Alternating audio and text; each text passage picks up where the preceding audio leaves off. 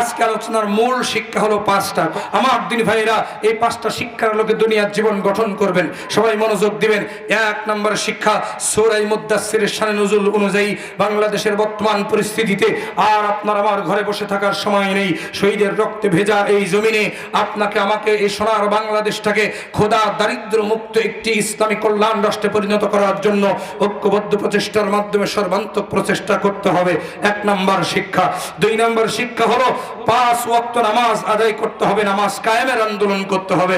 তিন নম্বর শিক্ষা হলো আমার দিনী ভাইয়েরা, আমার অসহায় দুস্থ দারিদ্র মানবতার পাশে সাধ্যমতো চেষ্টা করতে হবে। আমার ভাইরা, যেই দল যেই সংগঠন অসহায় দুস্থ মানবতার সেবায় সর্বাগ্রে এগিয়ে যায়, আমার আয়ের একটি অংশ সেই সংগঠনে দিতে হবে। আমার তিনি ভাইরা, 4 নম্বর সত্য হলো, 4 নম্বর শিক্ষা হলো আমাদের সকলকে পরের সমালোচনা নয়, নিজের সমালোচনা করতে হবে।